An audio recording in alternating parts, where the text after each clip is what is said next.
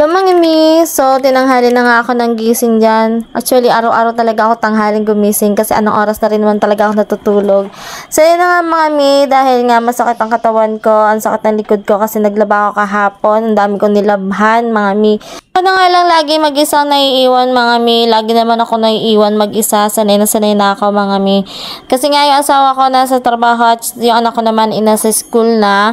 Nasa school pa. So, ayun. Ito nga yung mga nilabhan ko kahapon mga mi, napakadami niyan at may mga kumot pa kasi natambakan ako sa kumot. So ayun, ang bigat-bigat. Kaya naman sumakit yung likod ko. So ang dami-dami niyan mga mi, pagod ang mamsi nyo. Char!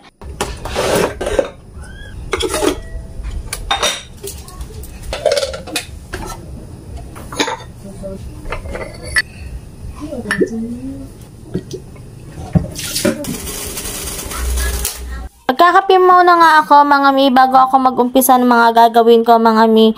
So ayun nga, iniisip ko nga kung ano yung uumpisahan kong gagawin kasi talaga naman ang dami kong gagawin talaga mga mi. Hindi ko alam kung saan ako mag-uumpisa. May mga project nga akong gagawin mga mi, pero syempre isa-isahin kong gagawin yon at kulang pa nga, kakailanganin kasi ng budget mga mi, hindi lang basta-basta gagawin mga mi. Tulad ng paglalagay ng mga wallpaper mga mi, tsaka yung paglalagay, pag-aayos ko dun sa lababo.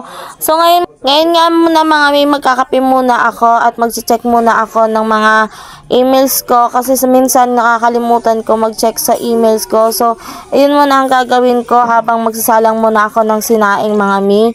Ililigpit ko muna tong mga ito habang nagsasaing ako mga mi para naman mamaya konti na lang ang gagawin ko mga mi. Pero talaga namang ang dami ko pang gagawin. Ipaglalagay ko lang tong mga basura sa sako kasi nga ayan, natambakan na kami dito para kami mga basurahan na dito sa loob ng bahay.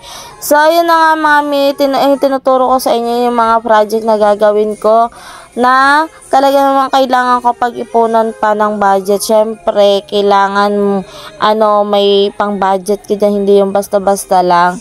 So, yun, may mga gagawin nga ako dyan, may mga nakaplano ako dyan. So, yun, dilinisin ko lang muna yan, baka bukas ko din gawin ang paglilinis. So, mapapanood nyo na lang, abangan nyo na lang. So, yun lang mga mi for today's video. Thank you!